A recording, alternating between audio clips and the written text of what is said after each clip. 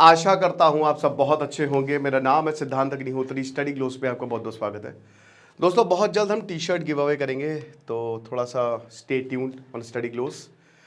बाकी आज पीएम मोदी को, आज क्या कल डोनाल्ड ट्रंप ने और पीएम मोदी को जो है वो इनवाइट भेजा है। क्या बात है भाई, इतनी दोस्ती निभा रहे हैं तो ये नहीं कि टैरिफ कम कर दें, वो लगाएंगे। और इतनी बुरी हालत है कि जब से ट्रंप आए हैं तब से स्टॉक मार्केट बिल्कुल नीचे ट्रेड कर रहे हैं। मेरे खुद फंसे हुए हैं बहुत सारा। तो वही बता रहे हैं ना कि डोनाल्ड ट्रंप ने तबाही मचा रखी है, लेकिन ये प्यार जरूर बरसाएंगे पीएम मोदी के लिए। ठीक है, अब ऐसा इसलिए है क्योंकि एहसान है, लेकिन इसके मायने क्या है जो अभी हो रहा है, बात करते हैं। आज लास्ट डे है, आखिरी दिन है, 12 बजे सेल खत्म। So make the best out of it. जितनी जल्दी हो सके आप एआई के कोर्स को ले। दुनिया का सबसे सस्ता एआई कोर्स, 1 साल की वैलिडिटी के साथ, और ये सर्टिफिकेशन कोर्स है, मात्र 800 रुपए का। डिस्क्रिप्शन कमेंट बॉक्स में लिंक है। तो बात यह है कि प्रधानमंत्री मोदी जी आने वाले हैं कहां पे? इजिप्ट में, फतेह एल सीसी, जो कि काफी समय से इजिप्ट के प्रेसिडेंट है। तो मोदी जी को इन्वाइट भेजा है। क्यों भेजा है? क्योंकि यहां पे गाजा पीस समिट, ये बातें हो रही हैं। बातें ही तो हैं, बातों का क्या, कस्मे वादे प्यार वफा के। कहां पे होगी? शर्म अल शेख, इजिप्ट। वो है ना सिनाई पेनिनसुला के बगल में एकदम। अब देखिए, इजिप्ट की अगर बात करते हैं तो इजिप्ट काफी ज्यादा एक्टिव हो गया है। क्यों एक्टिव हो गया है? क्योंकि भैया ये अपने आप को इस्लामिक वर्ल्ड का लीडर समझने लगे हैं, है नहीं? मुस्लिम ब्रदरहुड यहां पे पनपा, बहुत जबरदस्त। इजिप्ट की कहानी भी अपने आप में ही काफी बढ़िया रही है।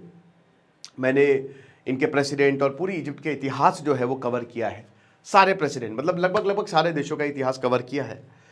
तो जो इजिप्ट है ना, ये एक ऐसा देश है जो वैसे तो ऐतिहासिक है भाई, पिरामिड्स है, लेकिन ये गाजा के लिए सबसे इंपॉर्टेंट है, क्योंकि राफा क्रॉसिंग यहीं पे खुलती है जो कि इजिप्ट से होकर गुजरती है। गाजा का रास्ता यहीं से जाता है। तो इसीलिए आप इजिप्ट को देखेंगे हमेशा। जब अभी दोहा पे अटैक हुआ तो सबसे पहले इजिप्ट था जिसने कहा कि एक इस्लामिक नेटो बनाते हैं। फिर उसके बाद अभी पीस टॉक्स भी इजिप्ट में हो रही हैं, और इजिप्ट एक बहुत बड़ा स्टेक होल्डर भी है। इंडिया के इजिप्ट के रिलेशंस बढ़िया हैं, अच्छा खासा टूरिज्म जाता है, कल्चरल रिलेशन भी है, तो सही है। अफ्रीकन देश है तो सही है इजिप्ट के साथ रिलेशन। तो अब क्या है कि प्रधानमंत्री मोदी जी का क्या, इनको क्यों इन्वाइट भेजा है, और वो भी डोनाल्ड ट्रंप ने क्यों इन्वाइट भेजा है?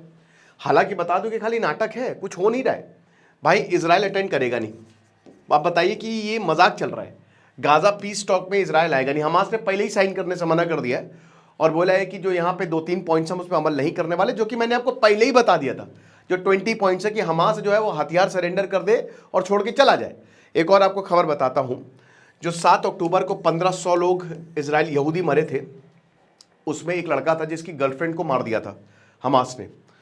तो उसने आग लगा ली, वो मर गया। वो जो बॉयफ्रेंड था ना, उसने अपने आप को आग लगा ली, वो मर गया। अब मुझे नहीं पता नेचुरल कारणों की वजह से, क्योंकि मैंने पूरी न्यूज़ नहीं पढ़ी, लेकिन ये हुआ है। तो ये सब कुछ हो रहा है। अभी होस्टेजेस जो है वो धीमे धीमे रिलीज किए जा रहे हैं। गाजा में भी लगभग 67,000 लोग जो है वो मर गए हैं। तो अब ये समिट हो रही है। अब देखिए, पीएम मोदी भी नहीं जाएंगे, है ना? ऐसा नहीं कि पीएम मोदी भी नहीं जाएंगे। मिनिस्टर ऑफ स्टेट कीर्ति वर्धन सिंह, ये जो है इस समिट को अटेंड करेंगे, ये भारत को रिप्रेजेंट करेंगे। लेकिन दोस्तों, ट्रंप का बुलावा जो है वो अपने आप में बड़ी बात है। पीएम मोदी को बुलाया, बट पीएम मोदी का भाई देखिए, हमने डायलॉग किया, लेकिन आप ये समझिए कि भारत का जो स्टेक है वो बढ़ता जा रहा है। क्यों? क्योंकि भारत एक न्यूक्लियर देश है और भारत की आर्मी दुनिया की सबसे ताकतवर है। आप ये देखिए कि अभी जब जुलाई में ईरान वॉर हुआ, ठीक है, तब जो है यहां पे ईरान ने भारत को शुक्रिया कहा। इनफैक्ट रशिया यूक्रेन जो है और रशिया दोनों ही जो है, मतलब आप ये समझिए कि भारत इतना बड़ा फैक्टर हो गया कि डोनाल्ड ट्रंप भारत को लेकर अपनी राजनीति कर रहे हैं। और यहां पे भी इजराइल की अगर बात करते हैं और गाजा की बात करते हैं तो उसमें भी भारत एक बहुत इंपॉर्टेंट फैक्टर है। तो इन सारी चीजों को लेकर पीएम मोदी को बुलाया गया है, और पीएम मोदी ने सबसे पहले इस ट्रंप के प्लान को एंडोर्स किया था। बोला कि नहीं, ये बहुत बढ़िया प्लान है, इससे अगर शांति आ रही है तो हमको कोई प्रॉब्लम नहीं है। तो 20 देशों के लीडर आएंगे। और ये देखिए, एक इजिप्ट जो है ना, ये सिंबॉलिक भी है। सिंबॉलिक क्यों है?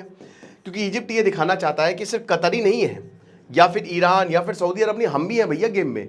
हमको अपने में मत, हमको भी अपने में जोड़िए। तो हम भी गेम में हैं, और हम भी ये दिखा सकते हैं कि गाजा के साथ, और इजराइल नहीं, गाजा के साथ हम खड़े हुए हैं। तो अब इसमें यूनाइटेड नेशन के secretary general Antonio Guterres, UK के प्रधानमंत्री केर स्टाइमर, इटली के प्रधानमंत्री जॉर्जिया मेलोनी, स्पेन के प्रधानमंत्री पेड्रो सेंचेज, फ्रांस के प्रधानमंत्री इमैनुअल मैक्रोन, ये सब आएंगे। ट्रंप आएंगे पता नहीं, we don't know. Donald Trump आएंगे नहीं आएंगे, वो तो इनवाइट भेज के चले गए हैं। लेकिन ये सब बड़े बड़े लीडर्स आ सकते हैं। अरे यार, बड़े बड़े लीडर्स इसलिए आ सकते हैं क्योंकि इनका स्टेक, इन्होंने ये डील को पॉसिबल कराया है, ठीक है, इजराइल के हित में ही है ये डील, तो ये लीडर्स का आना बनता है। पीएम मोदी का ऑब्वियसली वो नहीं जाएंगे, क्योंकि भाई देखिए ये बहुत बड़ा, अगर पीएम मोदी कहीं जाते हैं तो इसका मतलब बहुत बड़ा इवेंट है भाई। एससीओ में उनको जाना पड़ा, पहले तो ये था कि एससीओ में भी नहीं जाएंगे, पर एससीओ में इसलिए उनको जाना पड़ा क्योंकि वो भारत के लिए बहुत इंपॉर्टेंट रहा, और कहीं ना कहीं ट्रंप उसी के बाद से जो है पलटी मारे। लेकिन इसमें इसीलिए अपने रिप्रेजेंटेटिव को भेजा था कि जाना जरूरी है, बट जरूरी नहीं कि पीएम मोदी हर जगह जाए।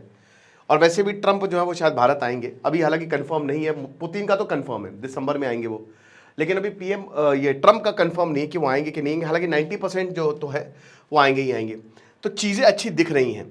फिर उसके बाद मिडिल ईस्ट और जो नया एरा है रीजनल सिक्योरिटी का, वो यहाँ पे शुरू हो गया है। मीटिंग्स तभी क्योंकि देखिए अब धीमे धीमे इजराइल ट्रूप्स भी विड्रॉ कर रहे हैं, होस्टेजेस भी छोड़े जा रहे हैं जो भी बचे हुए हैं। अब उसमें कितने बचे हैं ये भी पता है, ये भी पता नहीं। बाकी ये सब तो हो ही रहा है, पैरेलली ये सब चल रहा है कि हम बॉयकॉट कर देंगे, हम साइन नहीं करेंगे, ठीक है, लाठी डंडा खाएंगे और मंदिर वहीं बनाएंगे, तो ये सब चल रहा है। बाकी जितने भी अमेरिकन मिलिट्री और जो इजिप्ट, कतर, टर्की और यूएई, देखिए दो देश बड़े इंपॉर्टेंट है इसमें, ठीक है, एक तो टर्की और एक इजिप्ट, ये अपनी पॉलिटिक्स खेल रहे हैं, अपनी सियासत इनकी चालू है। दोनों ही चाह रहे हैं कि ज़्यादा से ज़्यादा जो सिंपैथी है वो हम गेन करें। टर्की भी यही चाह रहा है और इजिप्ट भी यही चाह रहा है, दोनों ही घुसने जा रहे हैं। क्योंकि अभी तक देखिए ईरान, अगर कोई एक ऐसा देश है जिसको फिलिस्तीन बहुत ऊपर समझ रहे थे और बोला कि हमारे हित के लिए काम कर रहा है, वो ईरान है। हमास को ईरान फंड करता है, ठीक है। अब उसमें सऊदी अरब अभी इतना पिक्चर में आया नहीं है, भले ही वो इस्लामिक वर्ल्ड का लीडर है, इसलिए नहीं आया है क्योंकि भाई देखो उसने कुछ ऐसा किया नहीं है अभी तक। फिलिस्तीन मर गए, गाजन्स मर गए, ठीक है, किया नहीं। और मैंने कल भी बताया था कि भाई देखो ये मरना ही जीतना, ये एक आइडियोलॉजिकल बैटल है और इसमें एक ही जीतेगा, इसका कोई पीस सोल्यूशन है नहीं, ये टेम्परेरी है, ये टेम्परेरी है। इसमें या तो गाजा जीतेगा या फिर इजराइल जीतेगा। और जिस तरीके से ताकत है तो जाहिर सी बात है अपने बल्क पे तौर के इजराइल जीत जाएगा। अब भले ही वो उनको प्रॉमिस्ड लैंड लाशों पे मिले या कब्रों पे मिले, उनको फर्क नहीं पड़ता है। इसीलिए बेंजामिन नेतन्याहू बहुत ज़्यादा खुश है। इन्होंने तो पहले ही घोषणा कर दी थी कि भैया नोबेल पीस प्राइज जो है वो तो मिलेगा। डोनाल्ड ट्रंप को मस्त एआई से वीडियो बना दिया। क्यों खुश है? क्योंकि सारी की सारे पॉइंट्स जो है वो इजराइल के लिए है, क्योंकि इजराइल ने ही तो प्लान ड्राफ्ट किया है। हमास के पास कोई चॉइस ही नहीं थी, गाजा के पास भी नहीं थी। और हमास तो एक आतंकी संगठन है भैया। मैं बार बार ये बोलता हूँ कि आतंकवादी हैं, इनको तो मार ही दो, लेकिन लोगों को नहीं, बच्चों को नहीं। तो इंटरनेशनल एफर्ट्स और जो भी फ्यूचर ऑफ पीस वो काफ़ी अनसर्टेन था। लेकिन अब दोस्तों चीज़ें शायद ठीक होती हुई दिख रही, कुछ समय के लिए, थोड़े टाइम के लिए ही भाई सही, लेकिन चलो जैसा है जो मिला वो मिल गया। लेकिन अभी आगे आने वाले समय में दोस्तों, साल के एंड या हो सकता है अगले साल तक आपको फिर कोई नई कॉन्फ्लिक्ट देखने को मिल जाए। हालांकि दैट विल बी डिपेंड। देखिए अब हमास बहुत ज़्यादा कमज़ोर हो चुका है, ठीक है। हमास को पॉलिटिकल फंडिंग और इनके जो आर्म्ड ग्रुप है उनको फंडिंग मिलती है।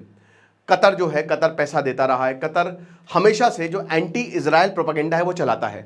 पहले उसने मुस्लिम ब्रदरहुड को जो है वो होस्ट किया, ठीक है, पैसा दिया, क्योंकि कतर भले ही छोटा सा देश है लेकिन उसने सारे देशों के गर्दन को पकड़ रखा है। इसको कहते हैं आप कितने भी, लेकिन आप ताकत बढ़ाइए अपनी, आप बोलिए नहीं, आप बस ताकत बढ़ाते रहिए, आप सबको इन्वॉल्व कर लीजिए। मतलब कह रहे हैं कि बेटा हम डूबेंगे तो तुम सबको लेके डूबेंगे, तुम्हारे सारे पैसे मेरे पास है।